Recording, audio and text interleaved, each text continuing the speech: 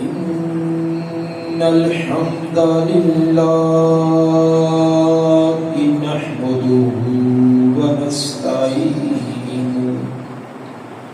نحمده ونستعينه ونستغفره ونعوذ بالله من شرور أنفسنا ومن سيئات أعمالنا من يهده الله فلا مضل له ومن يضلل فلا هادي له أشهد أن لا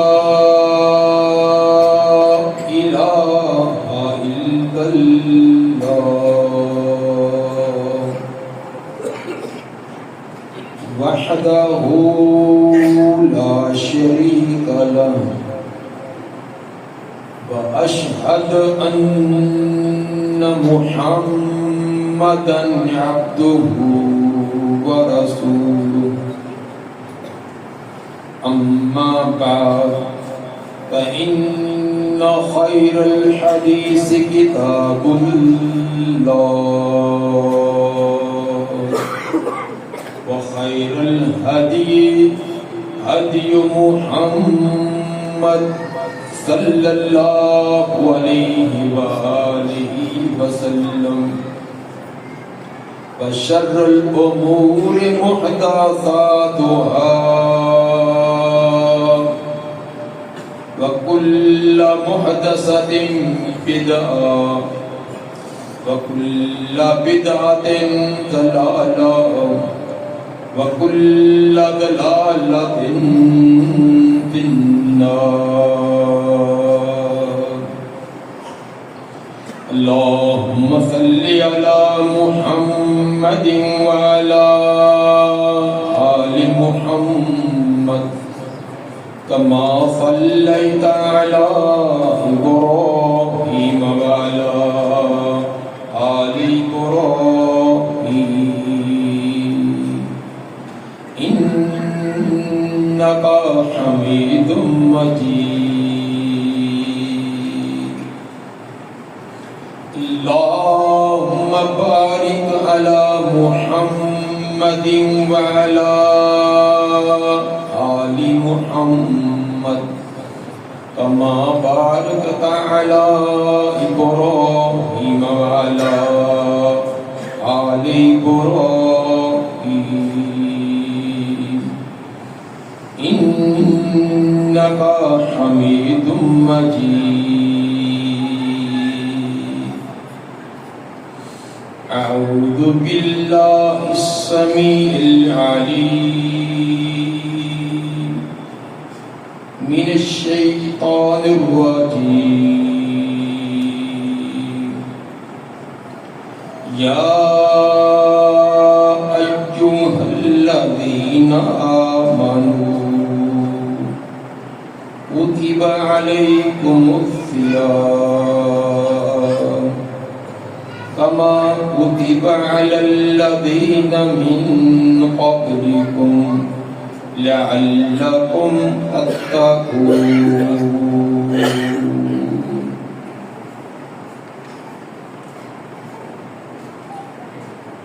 سامعین حضرات،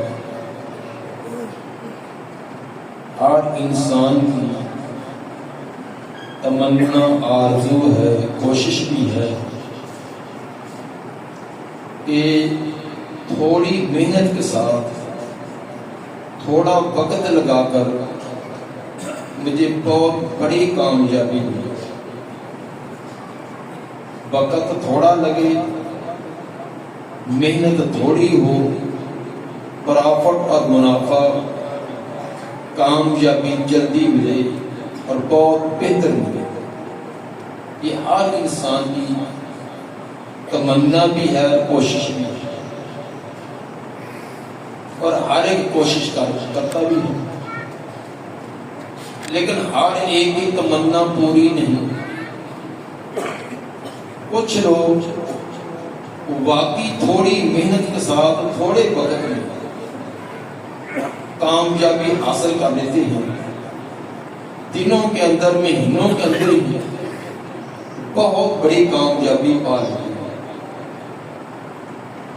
بعض لوگوں کو کامیابی حاصل کرنے کے لیے ایک وقت لگانا پڑتا ہے، کافی محنت کرنی پڑتی ہے، تب جا کر ان کو کامیابی ملتی ہے۔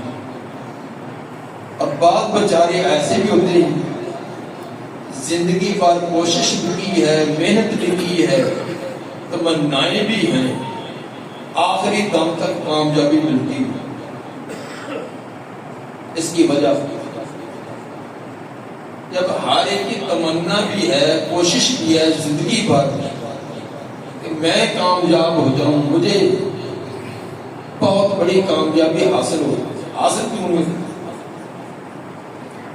کامیابی اپنا اپنا معیار ہے۔ کوئی سمجھتا ہے کہ زیادہ دولت ملے گی کامیابی تب ہے،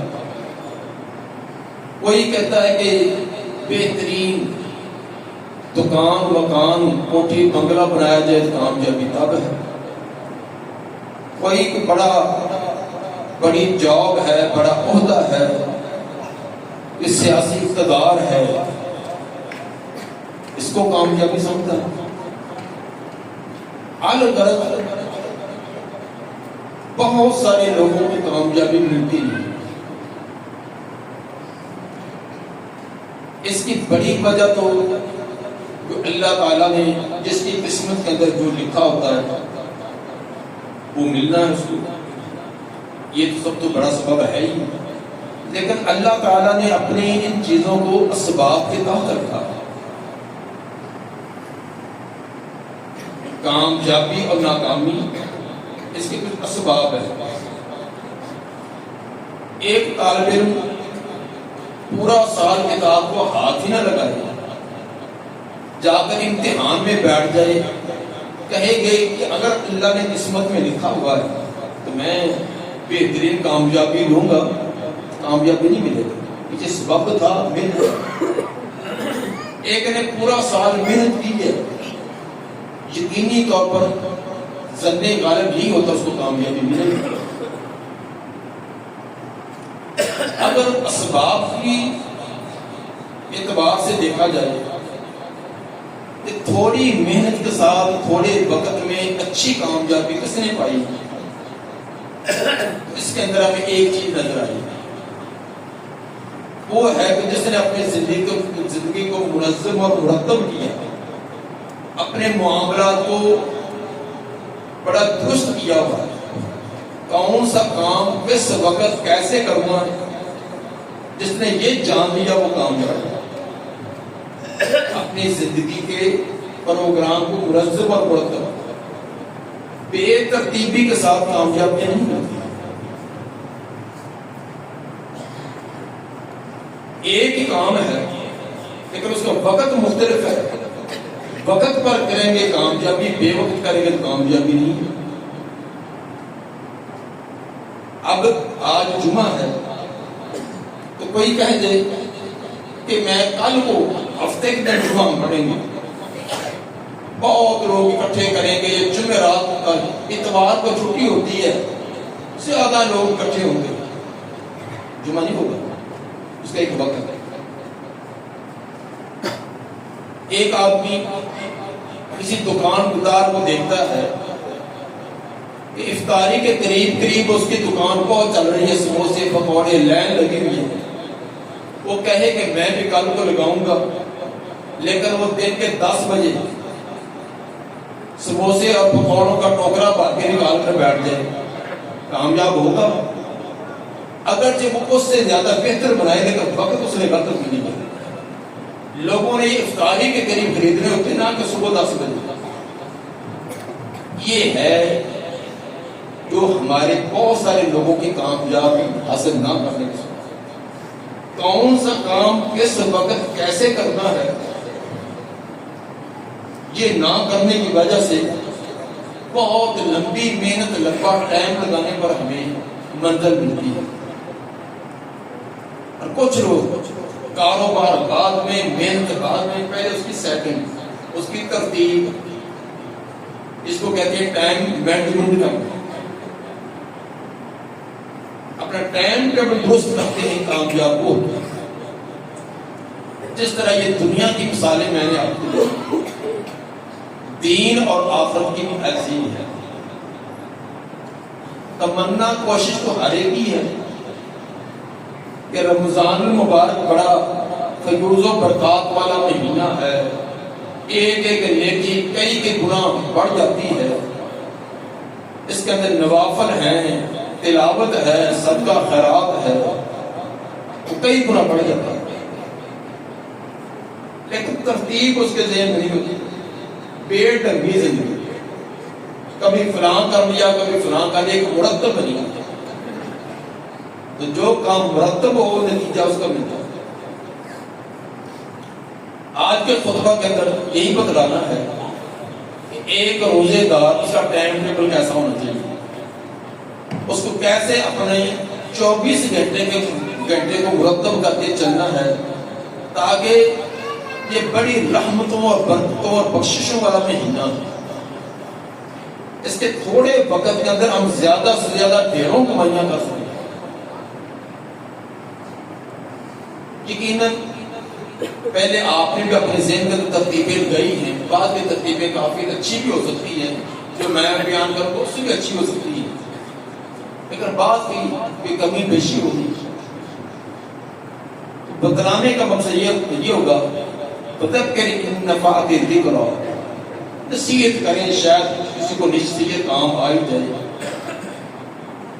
تو ہم اپنے باقی ایام جو ہیں ان کو ایک ترتیب سے، ایک نظم کے اندر گزاریں، تاکہ ہمیں بہترین اور اچھی کامیابی ملے۔ سب سے پہلے روزے کا آغاز ہوتا ہے سحری۔ سحری کے لیے ماشاءاللہ تمام لوگ اٹھتے ہیں، لیکن اس کے اندر میں ایک چھوٹی سی چیز اور ایڈ کرنا چاہتا ہوں کہ بالفرض آپ صبح اٹھتے ہیں 4 بجے، تو 4 بجے اٹھنے کی بجائے 20 منٹ اور پھر اٹھیں۔ جو بھی آپ کی روٹین ہے 4 بجے، 4:15، اس میں 20 یا 25 منٹ اس کے اندر پہلے اٹھیں۔ اس میں کیا کریں گے؟ یہ سحری کا وقت بہت سہانا ہوتا ہے۔ اس کے اندر اٹھنے کے بعد 4-5 منٹ تو آپ واک بھی کریں، آپ کے جسم کے لیے، اگر سحری کرنے کے لیے بڑی مفید ہے۔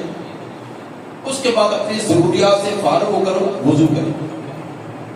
وضو کرنے کے بعد 5-7 منٹ آپ کے پاس ہیں، اس کے اندر تلاوت اور دعا۔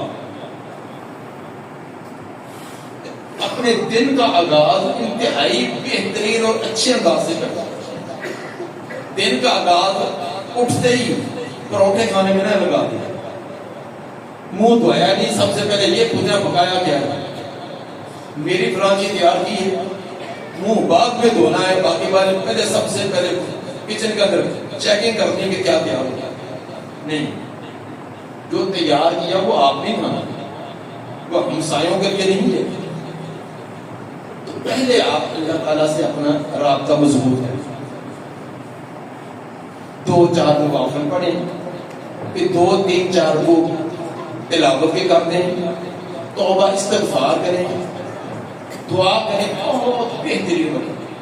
آپ کے دن کا آغاز بہت خوبصورت انداز کے اندر، انتہائی پاکیزہ انداز میں۔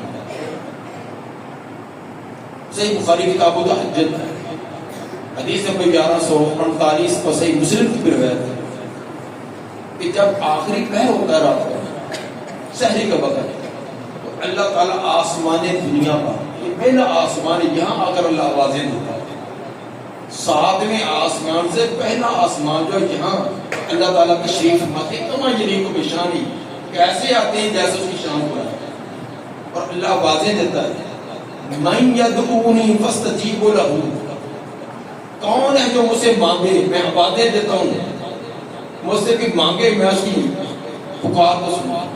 اللہ آوازیں دے، اور ہم سوئے ہوتے ہیں، ہم جلدی جلدی کھانے پینے میں مشغول ہیں، اللہ واضح دے رہا اس وقت کو قیمتی جانے بہت سنہری کا وقت ہے، زیادہ نہیں 4-5 منٹ کے لیے دعا کریں، بجائے اس کے کہ دوسروں کی دعا کا سہارا لیں کہ میں نے قاری صاحب کو کہا ہے، میں نے حضرت صاحب کو کہا ہے۔ لوگ فون کریں گے سہری کے ٹائم، حضرت صاحب بڑی پریشانی، دعا تو کریں، اللہ تیری نہیں سنتا۔ وہ فون کر کے مجھے جو کہتا ہے تو خود کہا ہے یہ ہم گناہ گار ہیں، تو گناہ گار ہے، گناہ بخشوا دے، یہ کیا کام گناہ گار ہے؟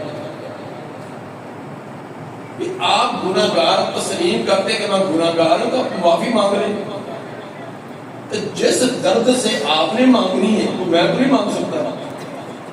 جو آپ کو درد ہے، آپ کا بیٹا، آپ کی بیوی، آپ کے والدہ بیمار ہے، جس درد سے آپ نے اللہ کے سامنے عاجزی ساری اور گڑ گڑا کر دعا کرتے ہیں، وہ دوسرا تو نہیں کرے گا۔ اس لیے یہ قیمتی وقت نکال۔ اس کے بعد سحری کرنی ہے۔ سحری کب کرنی ہے؟ یہ گزشتہ جمعہ بتلایا تھا کہ سحری کا مسنون طریقہ آخری وقت میں تاخیر کے ساتھ، اور افطاری کے وقت سحری دیر سے اور افطاری جلدی کرنا یہ مسنون ہے۔ تاخیر کا معنی کہ اذان کے قریب قریب کرنا چاہیے، گھنٹہ 1.5 گھنٹہ پہلے سحری کر کے نہ بیٹھنا، بعد گھنٹہ پہلے 1.5 گھنٹہ پہلے۔ ایک نے مجھے بتلایا کہ جی ہم تو 2 بجے سحری کر لیتے ہیں ماشاءاللہ، اور بڑے فخر سے سنا رہا ہے کہ جی ہم 2 بجے سحری کر لیتے ہیں۔ نتیجہ کیا نکلے گا؟ اللہ نے روزہ ان دنوں کے اندر ہم پر مقرر کیا ہے 11.5 گھنٹے کا، تو ہم نے گھنٹہ پہلا کر کے 12.5 گھنٹے کا بنا دیا، جان بوجھ کر اپنے آپ کو مشقت میں ڈالا۔ اللہ تعالیٰ نے فرمایا تھا کہ چلو مناسب موسم ہے، آپ 11:30 پونے 12 گھنٹے بھوکے پیاسے رہیں، تو ہم کہتے کہ نہیں یا اللہ اتنے نہیں، میں کروں گا 12.5 اور 13 گھنٹے میں کروں گا، اپنے آپ کو مشقت میں ڈالا۔ اللہ کی نعمت تو نہ قدری۔ دوسرا جو گھنٹہ 1.5 گھنٹہ پہلے سحری کرے گا تو نیند تو اس کو آئے گی، اب اتنا دیر کیا کرے گا؟ اتنا تقویٰ تو ہمارے اندر ہے نہیں کہ ہم تلاوت کرنا شروع کر دیں، کوئی اور توبہ استغفار کرنا شروع کر دیں، تو ہم نے بستر سے یاری لگانی ہے۔ ذہن میں یہ شیطان ڈالتا ہے کہ تھوڑا لک سیدھا کرو، وہ پھر لک ایسا سیدھا ہوتا ہے کہ نماز بھی گئی، سارا کچھ گیا، پھر 10 بجے تک لک ہی سیدھا ہو گیا۔ کیا فائدہ ہوا بھی اس روزے کا جو روزہ آپ کو صبح کی نماز سے روک دے؟ اب یہ کئی روزے دار ایسے کرتے ہیں کہ یہ ہمارا غلط طریقے کی وجہ سے یہ نتیجے نکلتے ہیں۔ سحری کرنے کے بعد اذان ہوئی ہے، اذان کو توجہ سے سنیں، یہ نہیں کہ اوپر سے اذان ہو رہی ہے، کبھی لسی کا مگا اٹھایا جا رہا ہے کہ چائے کا کپ جو جلدی جلدی کیا جا رہا ہے، فر کر کے اندر ڈالتے جائیں، یہ بھی طریقہ ہے۔ اذان شروع، کھانا پینا کھانا، یہی تو امتحان ہے، یہی تو امتحان ہے۔ جو چیز حلال تھی، جائز تھی، بہترین تھی، ادھر سے اللہ اکبر ہوا، ختم۔ دیکھیں اب وہ رکتا ہی نہیں، یہ ہے آزمائش۔ اگر اذان ہونے کے بعد بھی کھاتے پیتے رہیں اور اپنی خود مفتی بن جائیں کہ اذان کے درمیان بھی تو کھانا جائز ہی ہے نا، اذانیں تو ہو ہی رہی ہے نا، ابھی تو فلاں مسجد کی ہو رہی ہے، آگے پیچھے فلاں مسجد کی اذان کو کبھی توجہ نہیں کیتا، اب جو دیر سے ہوتی نا اس پر ہم نے اعتماد کیا ہوا، یہ غلط ہے۔ اذان کو سنیں اور اذان کا جواب دیں، بڑی فضیلت والا کام ہے۔ نبی صلی اللہ علیہ وسلم نے فرمایا، صحیح مسلم کے بعد صحیح مسلم کی حدیث نمبر 950، جو آدمی اذان کو دل سے سنتا ہے، توجہ سے سنتا ہے، وجبت لہ الجنت، جنت اس کے لیے واجب ہوتی ہے۔ صحیح مسلم کے بعد صرف اذان سننے سے ہی جنت اس کے لیے واجب ہے۔ 900 نہیں بلکہ 850، یہ 850 نمبر۔ اور دوسری روایت 849 سے ایک روایت پہلے کہ جو اذان سننے کے بعد دعا کرتا ہے، آتی دعا تو پڑھی نہیں ہم نے، اللہ رب هذه الدعوة التامة، یہ دعا پڑھتا ہے۔ آپ نے فرمایا کہ میری سفارش اس کے لیے واجب ہوگی، میں نے لازمی اس آدمی کی سفارش کرنی جس نے میرے لیے، میرے درجات کی بلندی کے لیے اور وسیلہ مرتبہ اور مقام کے لیے اللہ سے دعا کی۔ یہ بھی صحیح مسلم کی روایت ہے، اور صحیح مسلم کی حدیث نمبر 851 جس کے اندر یہ بھی ہے کہ اس دعا کے بعد جو یہ پڑھے رضیت باللہ ربا وبالاسلام دینا وبمحمد نبی، پیچھے والی دعا اللہ رب هذه الدعوة التامة کو پڑھنے کے بعد یہ پڑھے رضیت باللہ ربا وبالاسلام دینا وبمحمد رسولا۔ تو کیا فرمایا؟ یہ صحیح مسلم کی روایت، آپ نے فرمایا غفر له ذنبه، اس کے زندگی بھر کے گناہ معاف ہو گئے۔ صرف ایک اذان توجہ سے سنی، حضور قلب سے سنی، جنت واجب ہوگی۔ اس کے بعد پہلی دعا پڑھی، نبی کی شفاعت لازم ہوگی۔ آپ کہتے ہیں مجھ پر لازم ہے شفاعت کروں گا، اور ساتھ ہی آگے والی رضیت باللہ چھوٹی سی دعا پڑھ لی، آپ مطلب غفر له ذنبه، زندگی میں کوئی گناہ بھی معاف ہو گئے۔ اب ہم دیکھیں، ہم نے کبھی اذان سنی ہے، توجہ کی ہے؟ ہمیں گناہوں کی معافی اور جنت کی ضرورت نہیں ہے۔ گپیں لگ رہی ہیں، کھانے پینے کی سلسلہ چل رہی ہے، ہمارا طریقہ تو یہ ہے سحری کر لی، اب افطاری تک، افطاری دیکھ کے پروگرام مینو تیار ہو رہا ہے، آج افطاری کی چیز کی، پورا دن افطاری کا پروگرام چلتا رہے گا، کیا بنانا ہے، کیا لانا ہے۔ افطاری کر لی ہے، اب سحری کا کیا کرنا، بس دو ہی کام ہمارے بندے۔ ہم سمجھتے ہیں کہ رمضان کا مہینہ کھانے پینے کا، کھانا پینا سو جانا، پورا دن سوئے رہنا۔ میرے بھائی یہ کیا کام ہے؟ یہ کہ سونے کا اور کھانے پینے کا مہینہ، یہ تو بخششیں، گناہوں کو معاف کرانے کا، درجات کی بلندی کا۔ اس ستیاں میں نہیں بلندی، یہ بدعات لوگوں کو ملے گا، محنت کرنے والوں کو ملے گا۔ یہ بھی ہمارے اندر بڑی عجیب ہے۔ پنکھے سیٹ کیے ہوئے ہیں، کولر سیٹ کیے ہوئے ہیں، اے سی لگائے ہوئے ہیں، سونے میں صبح روزہ رکھ کے ماشاءاللہ زور تک سوتا ہے، زور پڑھ لی، زور پڑھ کے پھر ماشاءاللہ سو سمجھا وہ سمجھتا ہے کہ روزہ پورا کرنے کے لیے طریقہ عجیب بات، یہ طریقہ چاہیے۔ صبح کی نماز جب آپ گھر کے اندر اذان خاموشی سے سنیں گے، جواب دیں گے، کل آپ کے بچے بھی کریں گے۔ تو اگر آپ نے موبائل کی ٹیکنیک لگائی ہوئی ہے تو بچے سنیں گے، اور کبھی تنقید دیں گے، نہ بیوی سنیں گی، نہ بچیاں سنیں گی، نہ بچے سنیں گے۔ اگر آپ کہیں خاموش اذان ہو رہی ہے، خاموشی سے آپ سنیں، جواب دیں، دعا پڑھیں، یقیناً بچے پڑھیں گے، آپ نہ بھی کہیں پڑھیں گے۔ اگر آپ نہیں پڑھتے تو ترغیب بھی کراتے رہیں، کہتے رہیں کوئی اثر نہیں ہوتا، کہنے سے عمل کا اثر زیادہ ہوتا ہے۔ اذان ہونے کے بعد بہتر طریقہ یہ کہ آپ دو سنتے صبح گھر میں ادا کریں، گھر میں ادا کر مسجد میں آنا یہ زیادہ وسیع ہوتا ہے۔ اس کا ایک فائدہ یہ ہوگا کہ گھر کی نگرانی ہے، بیوی ہے، بچیاں کیا وہ نماز پڑھتی ہیں، اگر آپ نے اذان سنتے ہی مسجد میں آ گئے، پیچھے انہوں نے پڑھی ہی نہیں، ایک ظن غالب تو ہوگا، لیکن جب گئے تو وہاں سوئے ہوئے، پتہ نہیں انہوں نے نماز بھی پڑھی ہی نہیں۔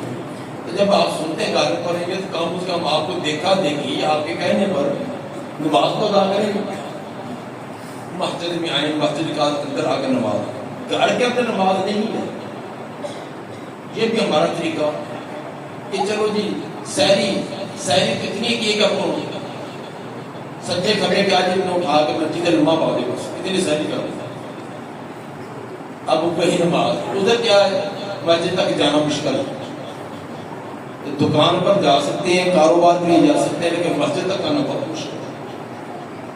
قرآن نے برکعوا مع الراکعین، رکوع کرنے والوں کے ساتھ، نماز پڑھنے والوں کے ساتھ مل کر نماز پڑھو۔ سورہ بقرہ کیا نمبر 43۔ اسی طرح صحیح سند کے ساتھ جس کو البانی رحمہ اللہ نے صحیح قرار دیا، ابن ماجہ کے حدیث نمبر 793 اور ابن حبان کے حدیث نمبر 2064، نبی صلی اللہ علیہ وسلم نے فرمایا من سمع النداء، جو اذان سنے فلم یاتہ، اور اذان سننے کے بعد مسجد میں نہ آئے، فلا صلاۃ له، اس کی کوئی نماز نہیں۔ صحیح سند کے ساتھ ابن ماجہ کے اندر، صحیح ابن حبان کے اندر، مستدرک حاکم کی روایت، من سمع النداء، جو اذان سنے فلم یاتہ، پھر نہ آئے، فلا صلاۃ له، اس کی نماز نہیں۔ صحیح بخاری کی روایت، بلکہ صحیح ابن ماجہ، صحیح مسلم کی، صحیح مسلم کی حدیث نمبر 653، ایک نابینا صحابی رضی اللہ تعالیٰ عنہ آئے، آگے عذر بیان کیا، اللہ کے رسول آنکھوں سے نظر نہیں آتا، اور گھر سے مسجد تک لانے والا بھی، آپ گھر میں فرد بھی کوئی نہیں، کوئی بچہ مجھے پکڑ کر لائے، اور راستے کے اندر اندھیرا بھی ہوتا ہے، کوئی دشواریاں بھی ہوتی ہیں، تو مجھے گھر نماز پڑھنے کی اجازت دے دیجیے۔ پہلے تو آپ نے اجازت دے دی، ابھی تھوڑا ہی پیچھے ہٹا تھا، آپ نے کہا واپس بلایا، ہاں جی دوبارہ سوال یہ کہ آنکھوں سے نظر نہیں آتا، گھر سے لانے والا کوئی بھی نہیں، راستے میں کئی مشکلات بھی ہیں، آپ نے کہا کہ اذان سنتا ہے؟ جی ہاں اذان تو سنتے، کان تو ماشاءاللہ ٹھیک ہے، اذان تو سنتا ہے۔ میں کہ لا اجد لک رخصہ، پھر میں آخری رخصت نہیں پاتا، اگر اذان سنتی ہے تو میں کوئی رخصت نہیں۔ یہ صحیح مسلم کی حدیث، صحیح مسلم کی حدیث 653 اور ابن ماجہ کی حدیث 752۔ نبینا آدمی یہ بھی گزر کہ مجھے لانے والا بھی نہیں، یہ بھی گزر کہ راستے کے اندر کوئی دشواریاں بھی ہیں، صاف ستھرا روڈ بنا ہوا نہیں ہے، تب بھی آپ نے مسلم نہیں دی، تو ہم کسی کو نظرہ ہو گیا، کسی کو زکام ہو گیا، کسی کو کھٹے ڈکار آ رہے، کسی کو میٹھے ڈکار آ رہے، تو زیادہ کھا لے تو کھٹے میٹھے ڈکار کو آنے ہی اب گزر بن گئے۔ یہ کوئی طریقہ نہیں۔ مسجد میں آئیں، شوق سے نماز پڑھیں، اگر امام صاحب نے قرات تھوڑی سی لمبی بھی کر دی تو ناک دور نہ چڑھائیں، یہ نبی کا طریقہ ہے، آپ صبح کی نماز لمبی قرات کرتے تھے، ہم تو پہلے کان میں آ کر کہیں گے قاری صاحب چھوٹی سورت، ایک کوئی کوشش ہوتی کہ قل اللہ تک آپ چل دیں، آرام سے سکون سے نماز پڑھے، اور عام مساجد کے اندر کوئی 5 7 10 منٹ کے درس کا اہتمام ہوتا ہے، تو درس نمازیوں کے لیے ہوتا ہے، جو انتظامیہ نے اہتمام کیا ہے، جو خطیب صاحب یا امام صاحب جو تیاری کر کے آئے ہیں، اس نے جو بیان کرنا تیاری تو کی ہے، ذہن بنایا ہے کہ چیزیں اس نے دیکھی ہے، تو کس کے لیے؟ آپ کے لیے۔ تو اگر ہمارا سلام، امام سلام پھر کے پیچھے موڑے تو آدھی مسجد اور باہر نکل گئی ہو، آدھے نمازی نکل گئے ہو، جیسے ہمارا یہ طریقہ ہے، کس کو سنانا؟ ابن تیمیہ تو ہمیں ہے نہیں ہے، بنا امام بخاری کا ہمیں سارا دین آتا ہے، تو ہمارے سیدھا تو ہمارا موضوع بھی نہیں ہے، صاف بندی ٹھیک نہیں ہے، رفڑی جان کا طریقہ نہیں ہے، ہاتھ باندھ رہے ہیں ہمیں سیدھے نہیں آتے، ٹیڑھی میڑھی ہماری نماز ہے، تو سننے کے لیے کچھ تیار بھی نہیں ہے۔ تو ہم سمجھتے ہیں کہ ہم تو بہت پڑھے لکھے، ہماری اصلاح کی ضرورت نہیں، اصلاح کون کرے؟ بیٹھیں توجہ سے سنیں، آپ کا سوال ہے تو بعد میں سوال بھی کریں، اس کے بعد قرآن کی کچھ تلاوت، ہر نماز کے بعد اپنا بھی حصہ مقرر کریں کہ میں نے 20 منٹ تلاوت کرنی ہر نماز کے بعد۔ ویسے تو گھنٹہ 1.5 گھنٹہ نکالنا مشکل ہے، 10 منٹ نکال دیں کہ ہر نماز کے بعد میں نے 10 منٹ، یا میں نے 4 صفحات قرآن کے پڑھنے، تو ہر نماز کے بعد نکالیں گے تو 5 نمازوں کا کتنا قرآن ہو جائے گا؟ 1.5 2 پارے ہو جائیں گے، اگر ہر نماز پر 4 5 صفحات یا اپنے آپ رمضان کے اندر لازم ہے، یہ ہے طریقہ دیکھیے جمع۔ اس کے بعد آپ جائیں گھر میں ٹھیک آرام کر سکتے ہیں۔ ویسے تو بہتر طریقہ بھی یہ ہے کہ قیلولہ کرنا وہ ظہر کے بعد ہوتا ہے، لیکن ہم نے کیلولے کے لیے فجر اللہ بھی کرنا ہوتا ہے. فجر اللہ کہتے ہیں فجر کے بعد میں ہم نے بنایا سونا. ہر ایک نے لازم اپنے آپ کی فرض کیا ہے کہ سحری کے بعد صبح کی نماز کے بعد 3 گھنٹے میں نے لازمی سونا. چلو اگر آپ نے اتنے رات کو لمبا قیام کیا تھا، اتنے پہلے اٹھے اور سحری کیے تو ٹھیک ہے آپ آرام کر لیں. اس کے بعد آپ اپنے کاروبار میں دکان کھولیں، دفتر میں جائیں. تو کاروبار روزے کا مطلب یہ نہیں آپ کر دیں. شریعت نے یہ نہیں منع کیا کہ روزے کے حق میں کاروبار نہیں کرنا، لیکن کاروبار کیسے کرنا ہے؟ روزہ صرف بھوکے پیاسے رہنے کا نام نہیں. نبی صلی اللہ علیہ وسلم کا فرمان ہے من لم یدع قول الزور والعمل به فليس لله حاجة في ان يدع طعامه وشرابه. اسے بخاری کی روایت کہ جو آدمی روزہ رکھ کر جھوٹ بولنا نہیں چھوڑتا، جھوٹی باتوں پر عمل کرنا نہیں چھوڑتا، روزہ رکھا ہے، نہ جھوٹ بولنا چھوڑے نہ جھوٹی باتوں پر عمل کرنا چھوڑے. فلیس للہ حاجت ہونا، اللہ کو کوئی ضرورت نہیں ہے فی ان زیادہ طعام ہو شراب ہو پر کھانا پینا چھوڑے رکھے. اس کے کھانے پینے چھوڑ کر بھوکے پیاسے رہنے کے اندر کوئی ضرورت نہیں. روزہ زبان کا بھی ہے، روزہ آنکھ کا بھی ہے، کان کا بھی ہے. ایک ایک اعضاء کا روزہ ہے. نظر پر، آنکھ پر کنٹرول، کان پر، زبان پر، تمام چیزوں پر. تو دکان پر بیٹھ کر 2 نمبری کاروبار، ہیرا پھیری، جھوٹ بولنا. اور آپ نے فرمایا کہ سلاستن، صحیح مسلم کی روایت، سلاستن 3 قسم کے ایسے بدبخت قادر نصیب ہیں لم ينظر اللہ علیہ یوم القیامہ، اللہ نے اس کی طرف دیکھنا بھی نہیں.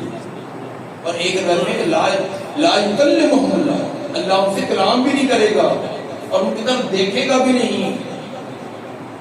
ان کو عذاب سے پاک بھی نہیں کرے گا.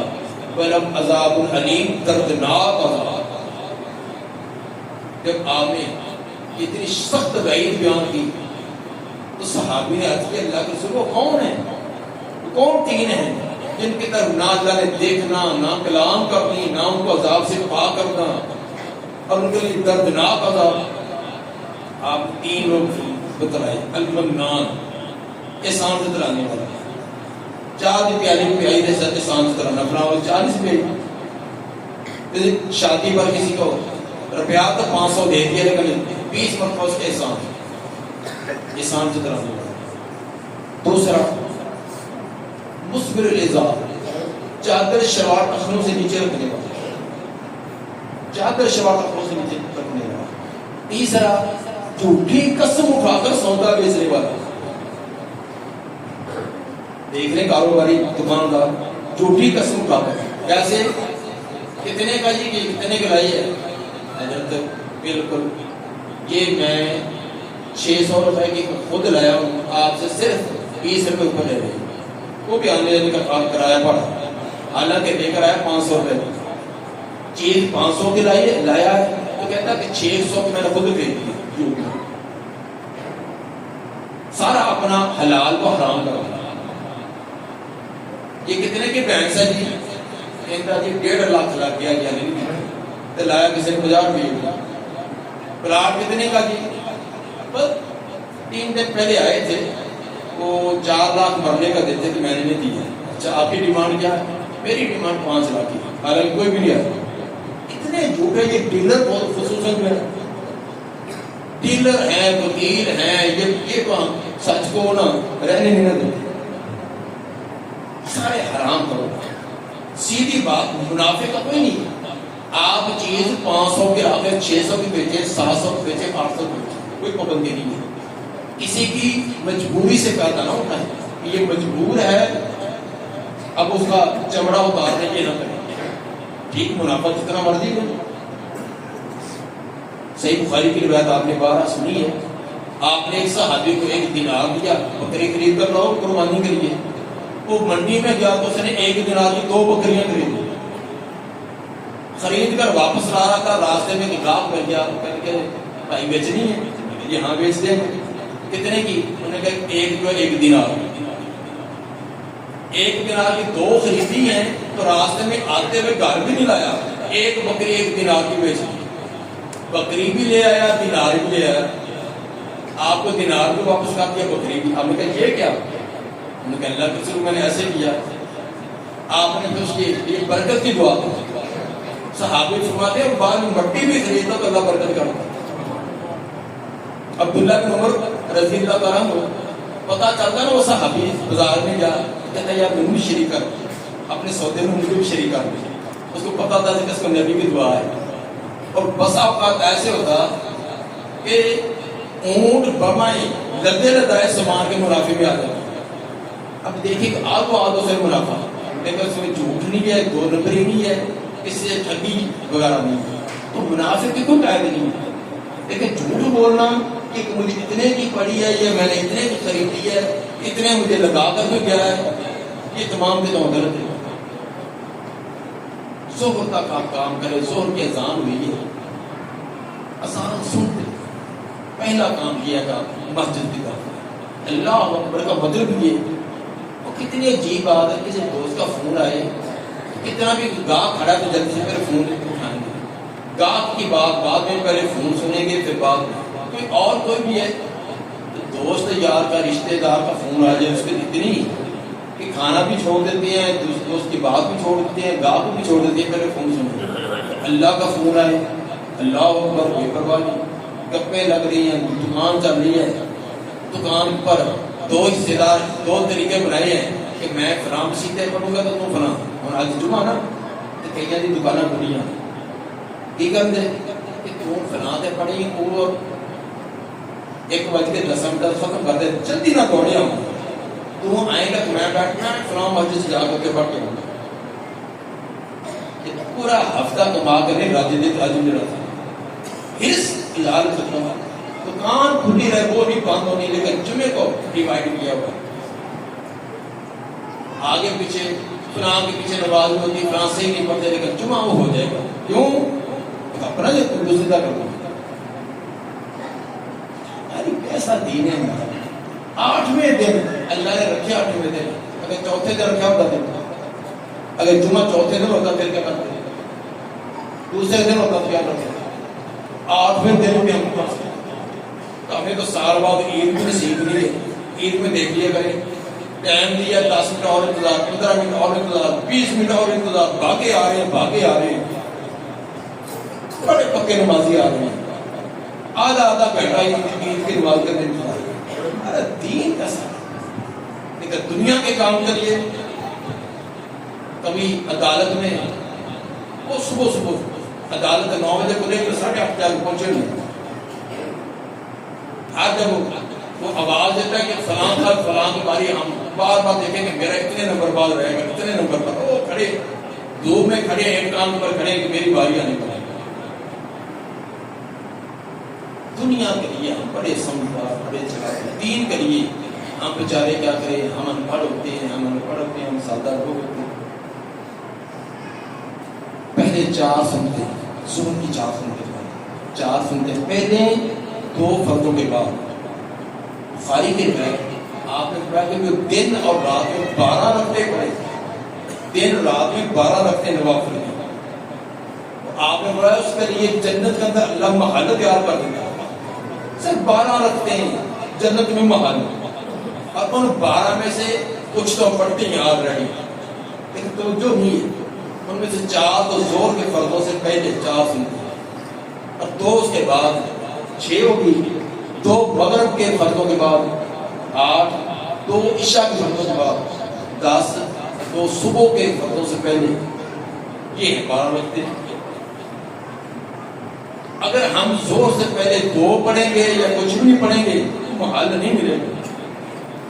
تو دنیا کا واش روم بنانے کے لیے کتنی محنت ہے، کچن بنانے میں کئی سال گزر گئے، کچن بنانے کا ٹائم نہیں ہے، پیسے نہیں ہے، واش روم بنانے کی ضرورت نہیں ہے. اللہ تعالیٰ فرماتا ہے کہ 12 رکعت پڑھنے محل بن جائے. کتنا محل ہوگا؟ بخاری کی روایت پر جنت کے محل کی اونچائی، اوپر اونچائی جب 70 میل ہوگی. لمبائی چوڑائی نہیں بترائی، اونچائی اس کی ہائٹ اتنی ہوگی کہ 70 میل اونچائی. شوق نہیں ہمیں، اس لیے میرے بھائی تو وہ پڑھ لیتے ہیں پہلے 5 منٹ پہلے ہیں 4 منٹ. یہ سنت اور نفل ایک ہی چیز ہے. شاید بات کے ذہن میں آئے 2 چیزیں، ایک فرض ایک تطوع میں جو انسان خود خوشی سے پڑھتا ہے. اللہ نے لازم نہیں کیا، اللہ نے لازم کیا ہوا ہے فرضوں کے علاوہ سارے کے سارے نفل ہیں. جن نفلوں کو نبی صلی اللہ علیہ وسلم نے ادا کیا اس کو کہتے ہیں یہ سنت ہے. سنت میں نبی کا طریقہ ہے. یہ وہ نفل ہے جو نبی نے ادا کیا. سنت کے آگے 2 قسمیں ہیں. ایک وہ ہے کہ جن پر آپ نے بڑی تاکید کی، بڑی ترغیب دلائی اور دوام کیا، ان کو کہتے ہیں سنت موقدہ. موقدہ بڑا تاکید، اس کی بڑی تاکید. ایک وہ ہے کہ جو آپ نے کبھی پڑھی ہے کبھی نہیں پڑھی، اس پر دوام نہیں ہے، اس کو کہتے ہیں غیر موقدہ. جس سے اثر سے پہلے ہی یہ ہوتی نفلی عبادت کی. تو نفلی کا معنی یہ نہیں کہ ہم نے جب یہ سن لیا کہ یہ لازم نہیں ہے بس کام بن گیا، کیونکہ سستی نجات ہے اپن چاہیے. اور جمعے کے بعد اکثر ساتھی اٹھ کر چلے جاتے ہیں، تو پتہ نہیں گھر میں جا کر پڑھتے ہیں یا نہیں. تو دل تو نہیں مانتا کہ گھر میں جا کر پڑھتے ہوں گے. حالانکہ 4 رکعتیں پڑھنے کا آپ نے حکم دیا کہ جمعے کے بعد 4 رکعتیں پڑھنے کا حکم ہے. ہاں اتنی گنجائش ہے اگر کوئی گھر میں جائے تو گھر جا کر 2 پڑھنے کی بھی روایت آتی ہے تو مسجد کے لیے 4 پڑھے. لیکن ہم نہ گھر میں پڑھتے نہ مسجد میں پڑھتے ہیں، کیونکہ دکان سے انتظار ہو گیا. اس لیے یہ تو ہمارا ٹائم ٹیبل ہے. یعنی ظہر تک ہم پہنچے ہیں تو صبح سے لے کر ظہر تک ہم نے کیسے کرنا ہے، آگے ظہر سے لے کر آگے عشاء تک، عشاء کے بعد سحری تک یہ کیسے کرنا چاہیے، یہ انشاءاللہ آئندہ کوشش کریں گے، بیان کریں گے. اللہ تعالیٰ ہمیں صحیح طریقے سے روزہ رکھنے کی اور اس روزوں کا زیادہ سے زیادہ عبادت ریاضت اور توبہ استغفار کرنے کی توفیق عطا فرمائے. سبحان ربک رب العزت عما یصفون والسلام علی المرسلین.